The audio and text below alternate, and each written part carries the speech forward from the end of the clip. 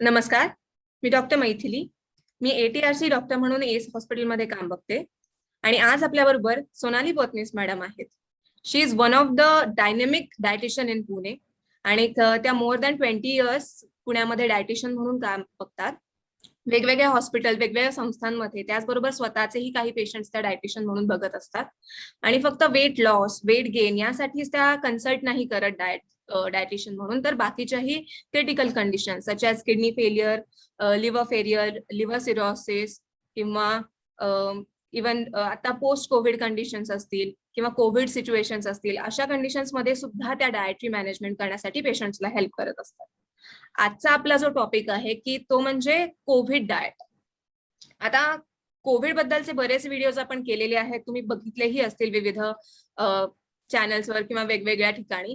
पण डाएटला कितपत महत्व द्यायला पाहिजे, कोविडच्या ट्रीटमेंट व्यतिरिक्त कोविड होऊन गेल्यावर सुद्धा डाएट मॅनेजमेंट कशी केली पाहिजे, हे आपल्याला आज पोतनीस मॅडम डेफिनेटली सांगणार आहेत.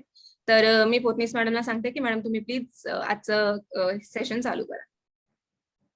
नमस्ते, मी मिसेस सोनाली पोतनीस. सगळ्यांनाच आजकाल माहीत असलेला भयंकर रोग म्हणजे कोविड. ऍक्च्युली या रोगाची भीतीच इतकी जास्ती आहे की ते सिम्पटम त्या भीतीमुळे आणि काय म्हणतात अँशियस म्हणजे जरा घाबरल्याची स्थिती म्हणायला पाहिजे, त्यामुळे त्याचे सिम्पटम ऍग्रिवेट होतात.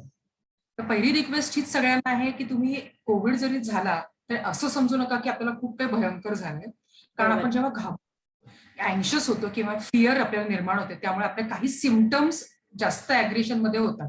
तसं ऑक्सिजन कन्झम्पशन हे कमी घेतलं जातं, म्हणजे आपल्याला पॅल्पिटेशन होतं किंवा आपण घाबरल्यामुळे ऑक्सिजन आपण एक तर भरभर श्वास घेतल्यामुळे ऑक्सिजन पाहिजे तेवढा पुरवठा आतमध्ये जात नाही आणि मग आपली O2 लेवल कमी झाल्यामुळे आपल्याला असं वाटतं की आपल्याला हॉस्पिटलाइज करावं लागतं. तर पहिली गोष्ट घाबरू नका. मला सुद्धा स्वतःला कोविड होऊन गेला 1 महिन्यापूर्वी, त्यामुळे मी तुम्हाला सांगते भीती वाटते नो डाऊट, पण तर तुमचे जास्ती सिम्पटम्स ऍग्रेशन मध्ये येतील आणि अननेसेसरी तुम्हाला हॉस्पिटलाइज करायला लागेल, तर तसं करू नका. आता तुम्हाला सगळ्यांना माहिती आहे की कोविड किंवा करोना व्हायरस जो आहे तो कुठल्या सिस्टीमवर आपल्या अफेक्ट करतो. तर पहिली तर आहे रेस्पिरेटरी सिस्टीम, म्हणजे आपल्या श्वसनशक्तीवर तो आपला जास्त कंट्रोल करतो. दुसरी आहे ती म्हणजे इम्युनिटी, म्हणजे आपली रोगप्रतिकारक शक्ती तो मारून टाकतो. तिसरी आहे ती नर्वस सिस्टीम, आपल्या वेगवेगळ्या ज्या अवयव असतात त्यांना जे वेन्स रक्तपुरवठा करतात त्यांच्यावर सुद्धा त्याचा इफेक्ट होतो, कारण काही वेळेस करोना व्हायरसमुळे क्लॉट्स म्हणजे गाठी तयार होऊ शकतात, त्यामुळे त्या गोष्टींचा आपल्याला त्रास होऊ शकतो. आणि कधी कधी आपण असं ऐकलं असेल की काही गाठी वितळवण्यासाठी काही इंजेक्शन दिले जातात, काही दिले जातात, त्याचे सुद्धा दुष्परिणाम होऊ शकतात. पण त्याचे ते कशासाठी दिलं जातं हे खूप महत्वाचं आहे, त्यामुळे ते तुम्ही डॉक्टर देतील ते औषधं तुम्ही नीट घेणं अपेक्षित आहे. त्याचबरोबर आता महत्वाचा मुद्दा म्हणजे जो आहे तो डाएट. आहार म्हणलं की सगळ्यांना असं वाटतं की तो फक्त वेट लॉस, वेट गेन आणि फक्त काकडी, टोमॅटो, गाजर खायचं असं नाहीये. तर आता जो आपण जो विषय म्हणतो तो कोविड आहे, त्याच्यात डाएटचं खूप जास्ती महत्व आहे. कारण जेव्हा करोना व्हायरस आपल्या शरीरावर अटॅक करतो तो आपलं लीन बॉडी मास म्हणजे मसल मासवर जास्ती अटॅक करतो, कारण आपल्याला या रोगामुळे ॲपेटाईट सप्रेशन म्हणजे आपली भूक ही कमी झालेली असते. दुसरी गोष्ट, कधी कधी झोप लागत नाही, खूप जास्ती घाम घाम येतो, टेम्परेचर असल्यामुळे सुद्धा खूप जास्ती आपलं टेम्परेचर बॉडीचं वाढल्यामुळे सुद्धा आपला मसल लॉस होतो. त्याचबरोबर आपल्या मिनरल म्हणजे आपल्या क्षारांचा सुद्धा खूप प्रमाणात ऱ्हास म्हणजे कमी होतो, त्यामध्ये वेस्ट होतो तो. तर या सगळ्या गोष्टींमध्ये आपण डाएटला 100% जास्त प्राधान्य दिलं पाहिजे. पहिले तर नो डाऊट औषधं आहेत, मेडिकेशन आहे, ते तुम्ही सांगतात ते डॉक्टर ते घेतलं पाहिजे. दुसरी महत्वाची गोष्ट म्हणजे आहार आहे. तर आहारामध्ये सगळ्यांनाच माहिती की कोरोना झाल्यानंतर बरेचसे लोक म्हणतात की खूप प्रोटीन खा, खूप फळं खा, खूप भाज्या खा. काही वेळेस काय होतं, भूक नसते माणसाला, त्यामुळे ह्या गोष्टींची कधी कधी आपल्याला आपल्याला काय म्हणतात टेस्ट लागत नाही, कारण करोनाचा एक साईड इफेक्ट म्हणजे टेस्ट आणि स्मेल, म्हणजे आपल्याला वास आणि चव कळत नाही, त्यामुळे सुद्धा माणसाला खायची इच्छाच होत नाही. मग असं होतं की अरे आपण काय खायचं, मला टेस्टच लागत नाही. आंबा जरी खाल्ला तरी त्याला काही टेस्ट नाहीये, आपण पोळी भाजी खाल्ली तरी टेस्ट नाहीये, पण तरी सुद्धा आपल्याला आहार हा घ्यावाच लागतो, कारण आपल्याला त्याच्यातनं बाहेर पडायचं. तर जेव्हा आपण म्हणतो आहार, त्यामध्ये आपल्याला बॅलन्स डाएट असणं अपेक्षित असतं, फक्त प्रोटीन नाही, फक्त भाज्या नाही, तर आपल्याला कार्बोहायड्रेट सुद्धा तेवढे महत्वाचे असतात. आता कार्बोहायड्रेट आपल्या आहारामध्ये 6 गोष्टी आहेत ज्या आपल्याला कायम घ्याव्या लागतात कुठल्याही आजारामध्ये. यामध्ये नो डाऊट प्रोटीन आणि मिनरल्स जास्ती आहेत, पण 6 कुठले पदार्थ, एक आहे कर्बोदक म्हणजे कार्बोहायड्रेट. त्याच्यामध्ये सगळं येतं. एक सिंपल येतं, ते कॉम्प्लेक्स येतात. तर सिंपल मध्ये शुगर, म्हणजे तांदूळ, पण तो रिफाईंड केलेला म्हणजे त्याचा पॉलिश केलेला तांदूळ किंवा मैदा, मध, गूळ, हे सगळे सिंपल कार्बोहायड्रेट मध्ये होतात. आणि कॉम्प्लेक्स कार्बोहायड्रेट मध्ये विथ हस्क म्हणजे आपण जे नॉन रिफाईंड, जे आपण ग्रेन म्हणजे धान्य जे वापरतो ते म्हणजे कॉम्प्लेक्स कार्बोहायड्रेट. त्याचप्रमाणे फळं आणि भाज्या हे सुद्धा कॉम्प्लेक्स कार्बोहायड्रेट मध्ये मोडलं जातं. तर कॉम्प्लेक्स आणि सिंपल मध्ये आपण जास्ती करून आहारामध्ये करोनानंतर कॉम्प्लेक्स कार्बोहायड्रेटचा विचार केला पाहिजे, जास्त प्रमाणात घेतलं गेलं पाहिजे. म्हणजे धान्य जी न चाळलेली, म्हणजे मैदा सकट नाही, तर आपलं ज्वारी, बाजरी, गहू, तांदूळ, अनपॉलिश तांदूळ, हातसळीचे तांदूळ असं जास्त बेटर आहे. भरपूर फळं, भाज्या यांचा वापर जास्त प्रमाणात केला गेला पाहिजे. दुसरा जो आहे तो प्रथिनांचा म्हणजे प्रोटीनचा भाग आहे. नो डाऊट प्रथिन खूप जास्ती प्रमाणात लागतात आपल्याला शरीरासाठी. आपण नॉर्मल याच्यामध्ये समजा 0.8 gram per KG body weight घेत असू, तर आता 1 ते 1.2 milligram per KG body weight असं एवढं प्रोटीन आपल्याला घ्यावंच लागतं. एकतर आपली बरोबर. भूक मिळेल आणि प्रोटीन आपल्याला कमी घेतलं तर अजून आपली मसल लॉस होऊ शकतो. तर तुम्ही सिंपल फॉर्म मधलं प्रोटीन आणि म्हणजे त्यात ऍक्च्युली बायोलॉजिकल व्हॅल्यू प्रोटीन असे एक सेकंडरी बायोलॉजिकल व्हॅल्यू प्रोटीन आणि एक प्रायमरी म्हणजे गुड बायोलॉजिकल व्हॅल्यू प्रोटीन, असे 2 प्रोटीन असतात. तर गुड बायोलॉजिकल मध्ये जास्त नॉनव्हेज असतात, म्हणजे अंडी, पोल्ट्री, चिकन, मटन, फिश म्हणजे रेड आणि व्हाईट मीट हे येतं. त्याचप्रमाणे आता व्हेज मध्ये घेतलं तर दूध आणि दुधाचे पदार्थ, सोया आहे, पनीर आहे, हे सगळ्या गोष्टी आहेत त्या गुड क्वालिटी प्रोटीन मध्ये येतात. त्यामध्ये दुधाची पावडर सुद्धा येते, व्हे प्रोटीन सुद्धा येतं, veg whey protein. Secondary protein मध्ये येतात डाळी, कडधान्य, ही सुद्धा घेणं अपेक्षित आहे, कारण बऱ्याच जणांना दूध पचत नाही, तर त्यावेळेस आपण सोया मिल्कचा वापर करू शकतो. त्याचप्रमाणे पनीर, टोफू या गोष्टींचा वापर केला गेला पाहिजे. डाळी, कडधान्य दररोजच्या आहारामध्ये असलेच पाहिजे. त्याचप्रमाणे बरोबर. नट्स, नट्स आणि ऑइल सीड्स, नट्सचा वापर पण खूप केला गेला पाहिजे, कारण ते इम्युनिटी बुस्टर आहे. आपण जे मगाशी म्हणलं की आपला करोनाचा इफेक्ट इम्युनिटी वर जास्त येतो, म्हणजे आपली रोगप्रतिकारक शक्ती कमी करतो. तर अशा वेळेस आपल्याला नट्स म्हणजे ड्रायफ्रुट्स प्लस फळं यांचा वापर योग्य त्या प्रमाणात केला पाहिजे. आणि दुसरी गोष्ट म्हणजे आपण ना काही वेळेस अति करतो, तर अति पण कुठली गोष्ट करू नये. जे काय आहे ते प्रमाणात खाणं, आणि त्यासाठी एक स्टँडर्ड तुम्ही डॉक्टरांशी बोलू शकता, एक्सपर्टशी, डायटिशियनशी बोलू शकता, की मी नक्की आता किती घेतलं पाहिजे, मला भूक नाहीये, तुम्ही आहाराचं प्लॅनिंग कसं केलं पाहिजे. या सगळ्या गोष्टी तुम्ही डायटिशियनशी किंवा डॉक्टरशी बोलणं अपेक्षित असतं.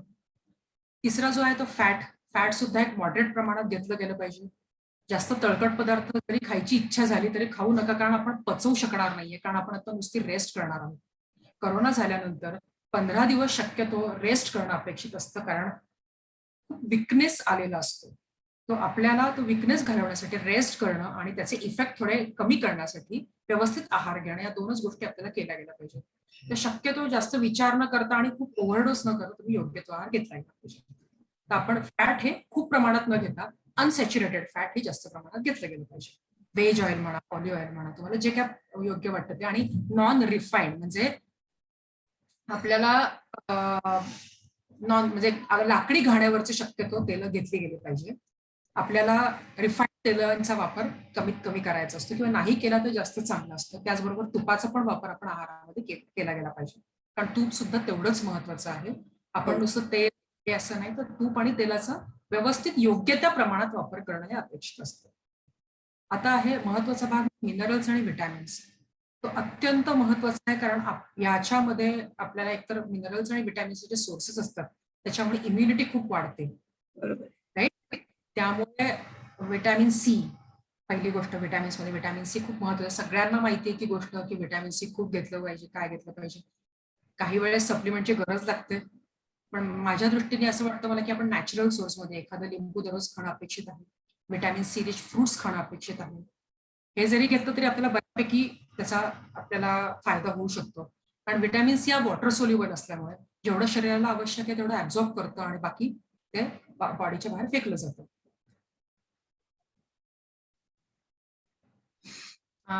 फ्रुट्स अत्यंत महत्वाचे आहेत, आणि त्याच्यावर शक्यतो ज्युसेस घेऊ नये. जर तुम्हाला जर खाणं जमत असेल तर तुम्ही फ्रेश फ्रूट खाणं अपेक्षित असतं, कारण त्याच्यामधला फायबर म्हणजे तंतुमय पदार्थ घेणं अत्यंत आवश्यक असतं. आपण एकतर बसून असतो, आपली फिजिकल ऍक्टिव्हिटी कमी झाल्यामुळे आपल्याला कॉन्स्टिपेशन होऊ शकतं. तर अशा वेळेस आपण तंतुमय पदार्थ घेणं अपेक्षित आहे, म्हणून फळं तुम्ही खा रादर दॅन ज्युसेस. त्याचप्रमाणे आता आपण म्हणलं व्हिटॅमिन सी झालं तर व्हिटॅमिन डी आहे, त्याचा सुद्धा खूप महत्वाचा रोल आहे. तर व्हिटॅमिन डी चे सुद्धा सप्लिमेंट्स मिळतात, पण जर शक्य झालं तर तुम्ही एक व्हिटॅमिन डी तर तुम्ही मिनिमम 10 मिनिटं तरी सूर्यप्रकाशात बसणं अपेक्षित असतं. जास्त वेळ बसू नका, नॉट मोर दॅन 30 मिनिट्स, कारण आता बॉडी टॅन व्हायला लागते. तर मिनिमम 10 मिनिटं बसणं अपेक्षित आहे. जमलं तर कोवळ्या उन्हात नाही, दिवसभरात कधी तुम्ही बसा. व्हिटॅमिन डी हे भरपूर प्रमाणात सूर्यप्रकाशात आहे, त्याला सनशाईन व्हिटॅमिनच म्हणतात. तुम्ही तो घेणं अपेक्षित आहे. आणि सप्लिमेंट सुद्धा तुम्ही घेतलेत तर हरकत नाही, पण शक्यतो नॅचरल सोर्सवर तुम्ही जास्ती भर देते, म्हणून म्हणते की तुम्हाला जमलं तर सूर्यप्रकाशात बसा.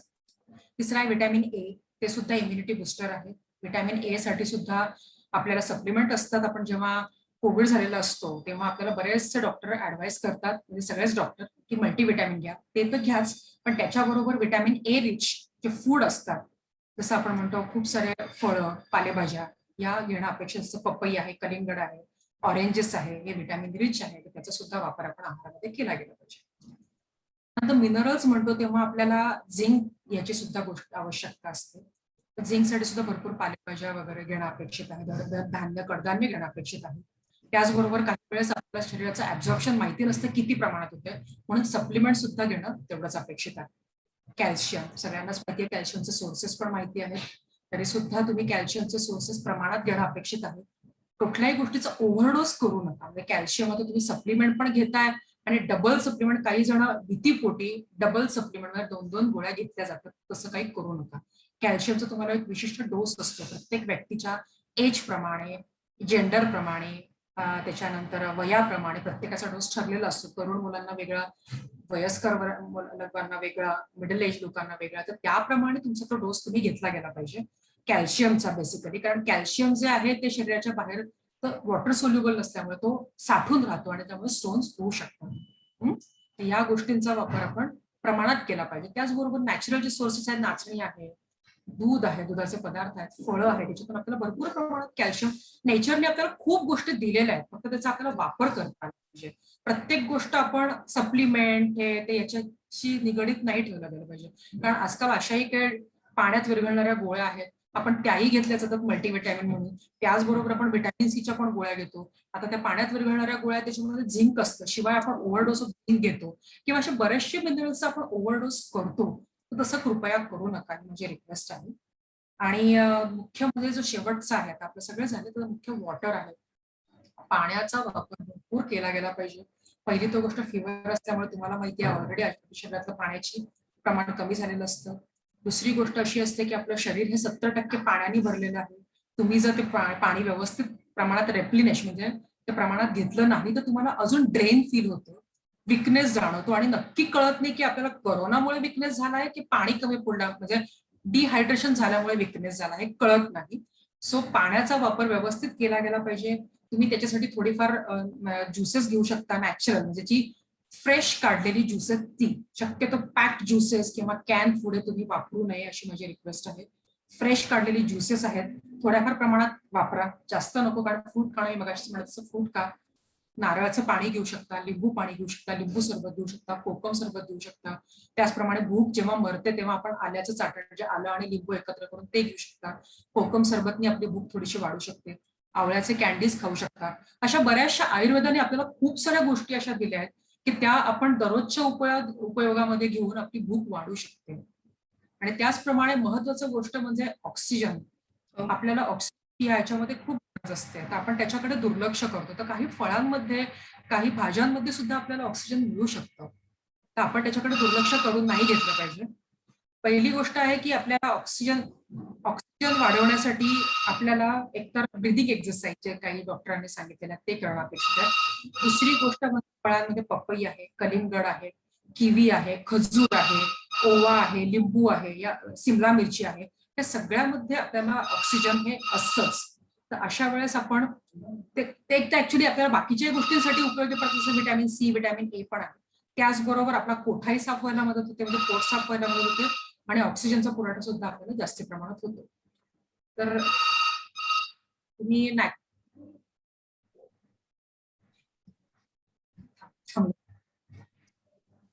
प्रश्न उत्तर सुरू कर. तर माझं म्हणणं असं आहे की तुम्ही डाएट घेताना हा व्यवस्थित बॅलन्स्ड आणि पोषक आहार घेणं अपेक्षित असतं.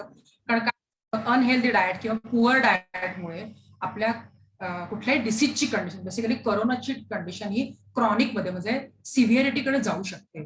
तर तुम्हाला भूक नसली तरी काही वेळेस तुम्ही जबरदस्ती खाणं अपेक्षित असतं. कारण मला स्वतःचा अनुभव आहे, मला जात नव्हतं आणि त्यातून मी व्हेज असल्यामुळे प्रोटीनच्या सोर्सेस खूप लिमिटेड असतात, तर तरी सुद्धा घेणं अपेक्षित आहे.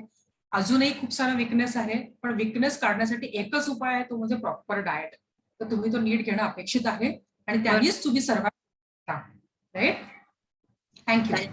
मॅडम, आता आपण काही जनरली विचारले जाणारे प्रश्न आहेत जे पेशंट एकतर आपल्याला हॉस्पिटलमध्ये येऊन विचारतात किंवा रादर तुम्ही एक्सपिरियन्स केला असेल, काही गोष्टी या पोस्ट कोविड आणि ड्युरिंग कोविड आपल्याला चेंज कराव्या लागतात. तर त्याविषयी आपण जे काही प्रश्न आहेत ते आता बघूया.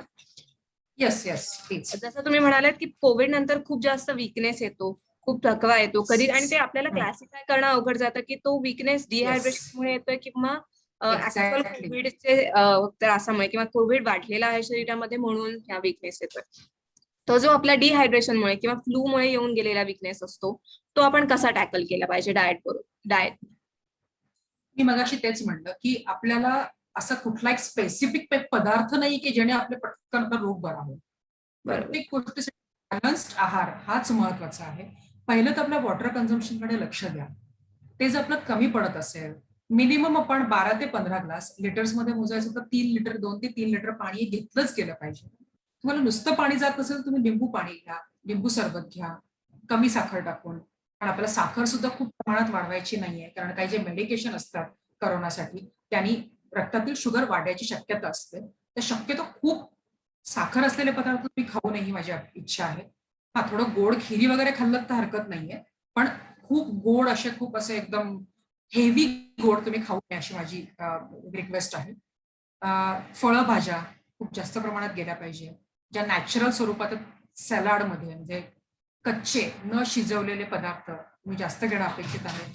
त्यात मला माहिती आहे ऍपेटाईट नसेल तरी त्याच्यावर चाट मसाला, लिंबू वगैरे टाकून तुम्ही ते थोडं टेस्टी बनवून तुम्ही ते खाऊ शकता.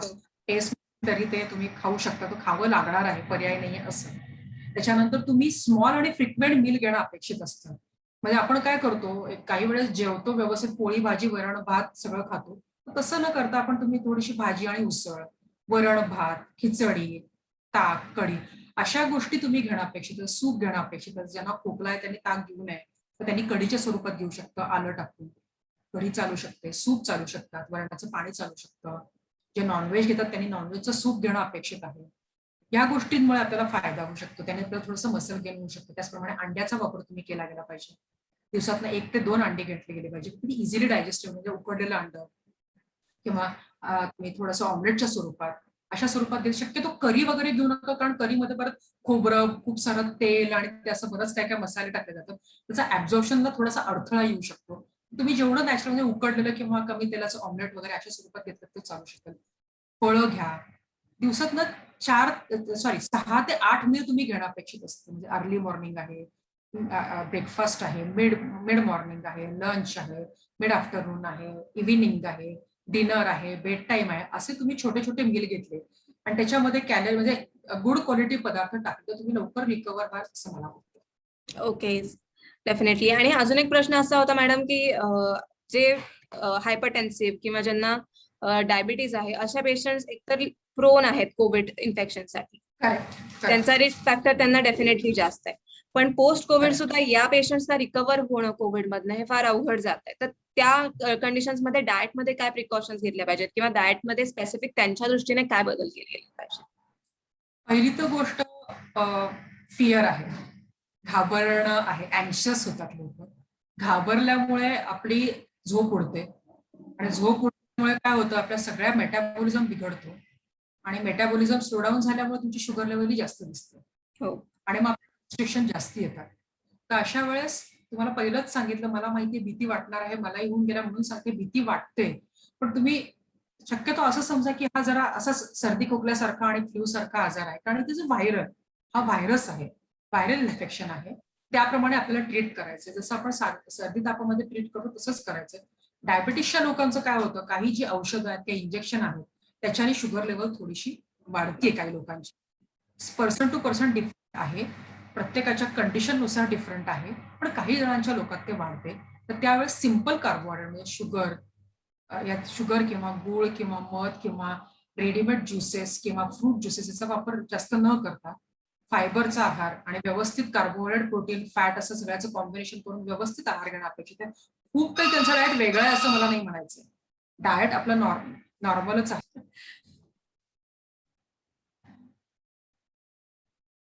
हा, तर डायबिटीससाठी आपण जे बोलत होतो ते एक तर सॉफ्ट ड्रिंक्स जास्त घ्यायला नको. बऱ्याच जणांना असं वाटतं की आपल्याला जरा सॉफ्ट ड्रिंक घेऊन बरं वाटतं, थोडे तोंडाला टेस्ट येतं. सॉफ्ट ड्रिंक पेक्षा रेडीमेड सरबत, पण सरबतात तोच इश्यू होतो की आपल्याला साखर टाकावी लागते.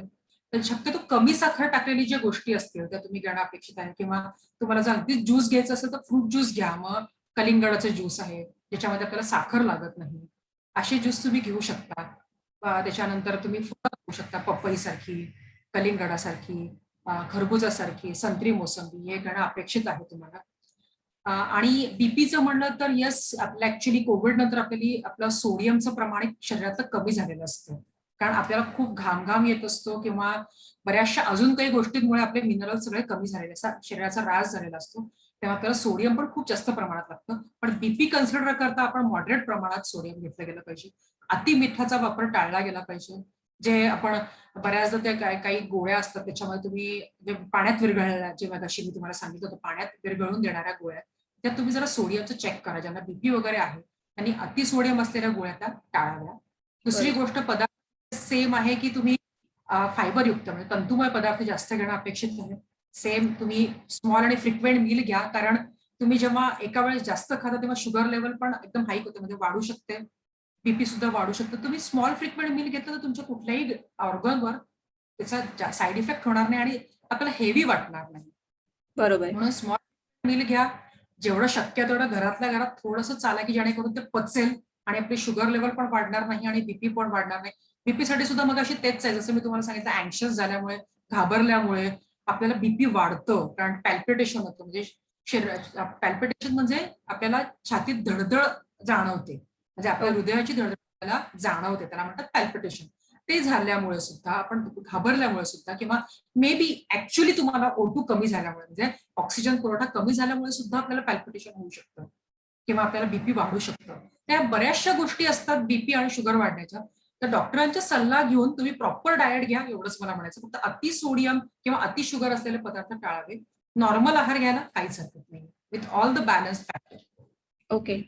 आणि जसं आपलं मगाशी पण बोलणं झालं, काही पेशंट्स मध्ये मॅडम डायरेक्ट भूक वाढलेली दिसून येते, कोविड मध्ये सुद्धा आणि कोविड नंतर सुद्धा. बऱ्याच काही पेशंट्स मध्ये सॉरी, ऍपेटाईट, मला ऐकू आलं नाही म्हणून. ॲपेटाईट लो होऊन जातं काही पेशंट्स मध्ये, भूक लागेनाशी होते, Correct. पोटात जडपणा असतो. हम्म. तर स्पेशली जेव्हा ॲपेटाईट लो होतं तेव्हा आपण ते कशा प्रकारे टॅकल केलं पाहिजे? भूक वाढावी यासाठी काय, आणि ती मेंटेन राहावी आणि थकवाही येऊ नये यासाठी आपण कसं मॅनेज? ऍक्च्युली खरं सांगायचं तर भूक वाढण्याचं असं आपण आपला मानसिक तो खूप प्रमाण आहे त्याच्यामध्ये. आपण मानसिकरित्या म्हणलं पाहिजे की नाही, आपल्याला खायचंय, आपल्याला रिकवर व्हायचंय, त्याप्रमाणे आपण खाल्लं गेलं पाहिजे. मला माहिती, जेव्हा भूक नसते किंवा टेस्ट नसते तेव्हा खाणं खूप डिफिकल्ट आहे. तर आल्याचं चाटण जे मगाशी मी मेन्शन केलं, ते आलं आणि लिंबू, ऍक्च्युली आल्यात सुद्धा खूप शक्ती आहे आपल्या ऑर्गन स्वच्छ करण्याची, त्याचप्रमाणे लिंबात आणि याच्यामध्ये सुद्धा ऑक्सिजन वाढण्याच्या प्रमाणाची खूप शक्ती आहे. तर लिंबू आणि आल्याचा वापर तुम्ही करा भूक वाढण्यासाठी. थोडं लिंबू, आलं किसून त्याच्यामध्ये थोडं लिंबू, काळं मीठ आणि किंचित साखर टाकून तुम्ही ते चाटण तयार ठेवू शकता. ते तुम्ही दिवसातनं 2-3 वेळा खाऊ शकता. त्याचप्रमाणे कोकमचं सरबत तुम्ही भूक वाढीसाठी घेऊ शकता. बरोबर आहे. काही nuts आहेत, जसे काजू आहेत, बदाम आहेत, त्याचं तुम्ही चावून चावून खाल्लं त्यांनी सुद्धा भूक वाढू शकते. टोमॅटो तुम्ही चावून चावून खाल्लं त्यांनी सुद्धा भूक वाढू शकते. मी स्वतः ट्राय करतेय. जेवढं शक्य आहे तेवढं त्यांनी वाढतं. मी म्हणत नाही 100% त्याने फरक पडेल. फक्त आपल्याला स्वतःहून थोडं थोडं थोडं थोडं दिवसाभरात खायचंय. भूक हो. नाही असली, कारण अपेटाईट काही खूप जणांचा अति वाढतो. त्यात सुद्धा हाच आपल्याला स्मॉल फ्रिक्वेंट मीलच उपयोगी पडणार आहे. एका वेळेस भरपूर खायचं नाहीये, किती भूक असली तरी प्रमाणात खायचं. मग तुम्ही 2 तासांनी परत खा. दर 2 तासांनी खाणं, हे तुम्ही दोन्ही कंडिशनसाठी उपयोगात आणू शकता. ॲपेटाईट असला तरी किंवा ॲपेटाईट नसला तरी. मग कधी तुम्ही एखादा चिक्की खाऊ शकता, एखादा लाडू खाऊ शकता, एखादं फ्रूट खाऊ शकता. जसं तुम्हाला शक्य आहे, तुम्हाला जसं काही खावंसं वाटतंय, ज्याने तुमच्या बाकीच्या कंडिशन वर्सन होणार नाही, याची फक्त काळजी घ्या. शक्यतो रिफाईंड प्रोडक्ट म्हणजे पिझ्झा, बर्गर यासारखे पदार्थ शक्यतो टाळावे. मला माहिती आहे, जे तरुण पिढी आहे त्यांना खूप इच्छा होते, की आता मी आजारीच आहे, घरातच बसलोय, तर काय थोडा पिझ्झा खाल्ला तर खायला काहीच प्रॉब्लेम नाहीये, पण त्यांना बेनिफिट्स काय मिळणार नाहीये.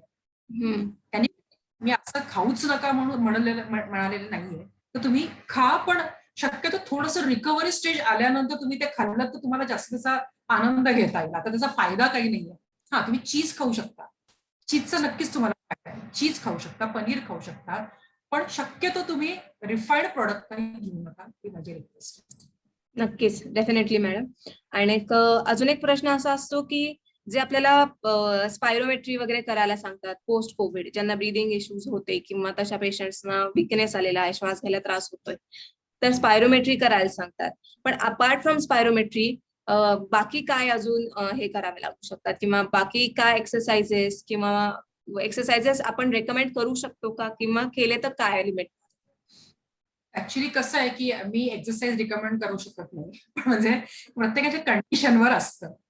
जे एक्सपर्ट आहेत त्याच्यावरती सांगू शकतील. पण जे काय मला स्वतःला अप्लाय केलंय, ते ब्रीदिंग एक्सरसाइज येस, त्यांनी खूप फायदा होतो. कारण मध्ये-मध्ये माझं O2 जेव्हा ऑक्सिजन लेव्हल जेव्हा कमी व्हायची, तेव्हा ब्रीदिंग एक्सरसाइज केल्याने नक्की फायदा झालेला आहे.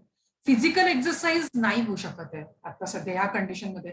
मला असं वाटतं सुरुवातीचे 10-12 दिवस तरी मला नाही वाटत आपण फिजिकल एक्सरसाइज काही करू शकतो, रादर दॅन वॉकिंग. काही वेळेस ते वॉकिंग सुद्धा अवघड जातं. हो. 10 पावलं चालली तर दम लागतो. बऱ्याच जणांचा एक्सपिरियन्स असेल. कारण माझा तसा होता. आपण रूममधून एका रूममध्ये आपल्या खिडकीपासून दारापर्यंत सुद्धा गेलं तरी आपल्याला थकवा येत होता.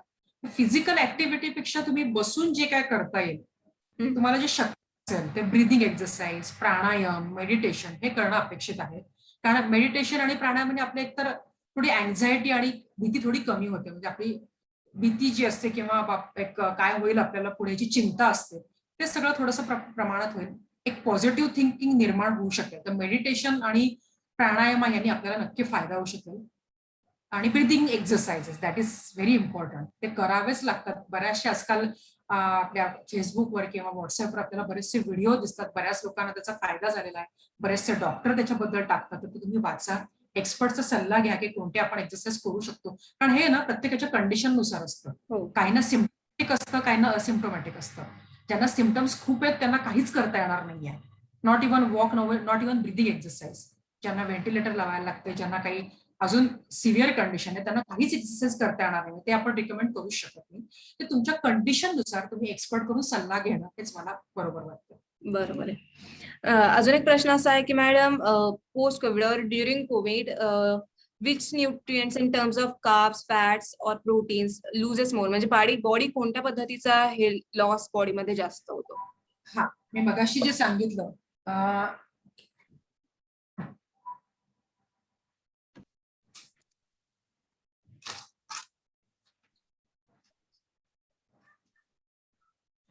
तर तुम्ही विचारलं मला की कुठल्या गोष्टींचा जास्त ऱ्हास होतो. तर लीन बॉडी मास म्हणजे त्याला म्हणतो आपण मसल मास, याचा जास्त प्रमाणात ऱ्हास होतो आपला.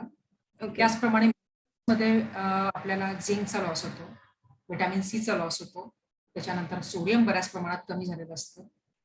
या सगळ्या गोष्टीमध्ये तुम्हाला म्हणलं ना, सगळ्याच गोष्टींचा ऱ्हास झालेला असतो खरं सांगायचं तर. ज्यांना ॲपेटाईट कमी आहे तर त्यांचा तर अजून जास्त प्रमाणात ऱ्हास होतो, कारण ते खाऊ शकतात. आणि ज्यांना टेस्ट आणि स्मेल नाहीये त्यांचा सुद्धा खूप प्रमाणात त्रास होतो, कारण की ते एन्जॉय करू शकत नाहीत जेवण. जे तुम्ही खाताय ते जस्ट ढकललं जातं आणि त्याने सुद्धा आपल्याला पाहिजे ते न्यूट्रियनचं ऍब्झॉर्प्शन तेवढं पाहिजे तेवढं म्हणावं होत नाही. ओव्हरऑल पाहायला गेलं तर सगळ्याच गोष्टींचा त्रास होतो. म्हणून आपण घेताना कार्बोहायड्रेट सुद्धा प्रमाणात घेतलं पाहिजे, प्रोटीन सुद्धा प्रमाणात घेतलं पाहिजे, विटॅमिन्स, मिनरल्स, पाणी या सगळ्याच गोष्टी प्रमाणात घेणं अपेक्षित आहे. असा एक जरी नुसता मसल लॉस जरी झाला, मिनरल लॉस जरी झाला, तरी आपल्याला डाएटमध्ये सगळ्या गोष्टी इन्क्लूड करायला लागतात. कारण जेव्हा मसल वाढवायला लागतात नुसतं प्रोटीन घेऊन चालत नाही, त्याच्यावर थोडेफार कार्ब्स घ्यावेच लागतात. त्यामुळे या सगळ्या गोष्टी तुम्ही व्यवस्थित प्रमाणात घ्या, तुम्हाला नक्की फायदा होईल. बॅलन्स डाएट थोडक्यात. अजून एक प्रश्न असा असतो मॅडम की हायड्रेशन, जसं तुम्ही म्हणालात की हायड्रेशनला सुद्धा महत्व द्यायला पाहिजे, आणि तुम्ही मगाशी सांगितलं की हायड्रेशन वाढवण्यासाठी काय काय करता येऊ शकतं, but hydration even post Covid सुद्धा जे तोंडाला कोरड पडणं आहे, हातपाय ड्राय होणं हे आहे, तर त्याला टॅकल करण्यासाठी पोस्ट कोविड आपण काय करू शकतो? मगाशी तेच सांगितलं की आपल्याला जर नुसतं पाणी जात नसेल तर पाणी हे आपल्याला 12 ते 15 ग्लास पाणी घेतलं गेलं पाहिजे. लिटर्स मध्ये म्हणलं तर मिनिमम 3 लिटर तरी पाणी मिनिमम तुम्ही घेतलं गेलं पाहिजे. तर काही डायबेटिक कंडिशन शुगर वाढल्यानंतर तोंडाला कोरड पडते, त्यांचं खूप जास्ती प्रमाणात पण पाणी जातं. अति पण प्रमाणात जाणं अपेक्षित नसतं, कारण ओव्हर हायड्रेशन जेव्हा होतं तेव्हा शरीराला सूज पण येऊ शकते. असेही काही प्रकार झालेले आढळलेले आहेत. त्याचप्रमाणे काही मिनरल्सचा ओव्हरडोस, जसं आपण म्हणतो सोडियमचा वापर जास्त केला गेला तर आपण जे पाणी पितो ते साठून राहतं आणि बॉडीला स्वेलिंग होतं. या सुद्धा गोष्टी आहेत. किडनीच्या काही आजार असतील लोकांना आणि त्यांना जर कोविड झाला त्यांच्यामध्ये सुद्धा काही पाण्याचे रिस्ट्रिक्शन असतात. तर ते सगळ्या गोष्टी कन्सिडर करून मगच पाणी पिलं गेलं पाहिजे.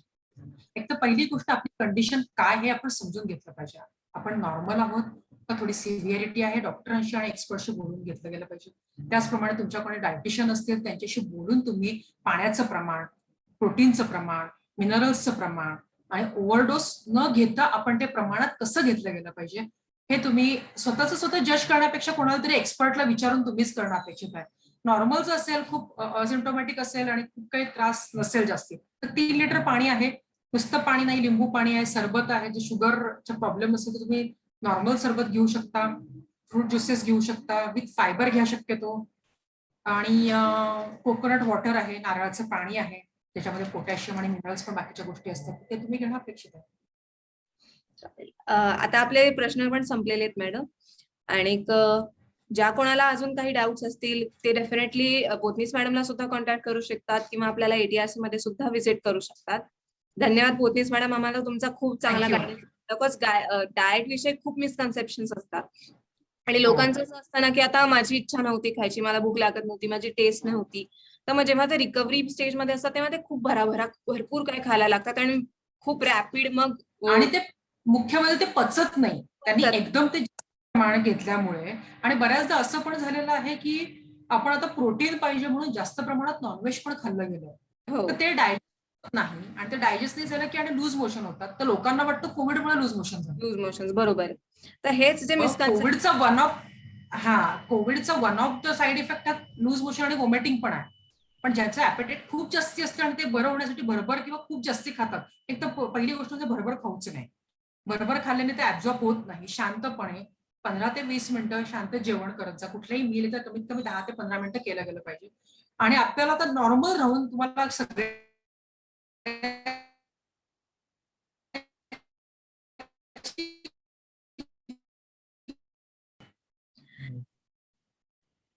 तुमच्या एवढ्या चांगल्या मार्गदर्शनाबद्दल आणि जे काही जनरली पेशंटचे मिसकन्सेप्शन्स असतात डाएट रिगार्डिंग रिकव्हरी मध्ये काय घ्यायला पाहिजे, कसं घ्यायला पाहिजे, याविषयीचं तुम्ही खूप चांगलं मार्गदर्शन केलं आणि ते सगळे मिसकन्सेप्शन्स दूर केले. त्याबद्दल मी एटीआरसी तर्फे तुमचे खूप आभार मानते मॅडम.